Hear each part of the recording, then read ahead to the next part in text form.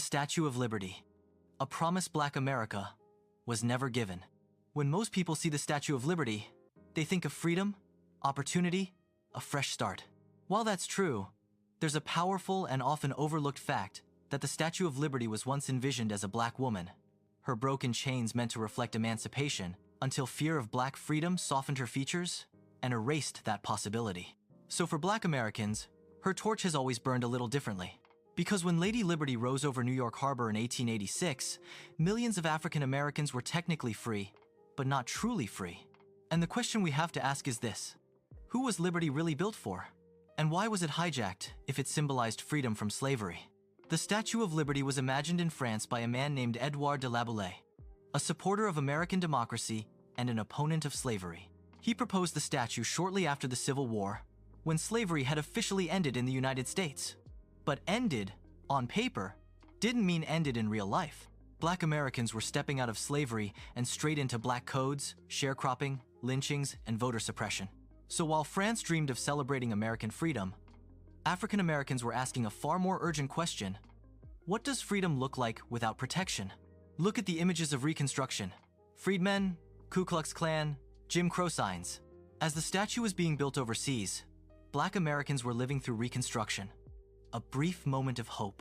For the first time, Black men were elected to Congress. Black communities built schools, churches, and businesses. But that hope didn't last. By the time Lady Liberty arrived in New York Harbor, Reconstruction was collapsing. Jim Crow laws were rising. Terror was replacing hope.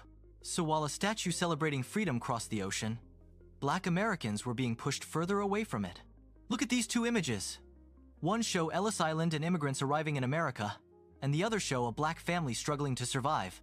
When Ellis Island opened in 1892, the Statue of Liberty became a beacon for immigrants from Europe. For them, she meant arrival. For Black Americans, she meant exclusion. Because while immigrants were welcomed into the American identity, Black people, whose ancestors built the country for free, were still fighting for basic human rights. Liberty promised opportunity, but opportunity had color lines. Black Americans weren't arriving at America. They were already here, trying to survive it. The torch represents enlightenment. But enlightenment doesn't mean much when laws are written in darkness. When Black people were barred from voting, when children were barred from schools, when neighborhoods were redlined, when lynchings were treated as public events, the torch shined brightly, but not evenly. And yet, Black Americans never stopped believing in freedom, even when America didn't believe in them. Frederick Douglass once asked, "What to the slave is the 4th of July?" That same question echoes beneath Lady Liberty's feet. Because Black Americans have always been the conscience of this country. We didn't just ask for freedom, we demanded America live up to its own words.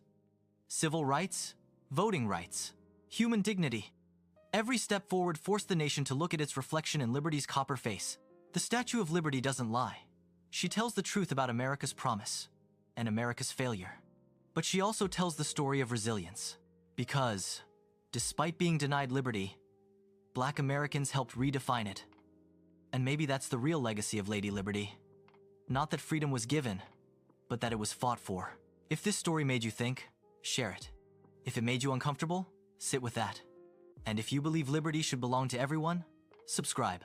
Thank you for watching.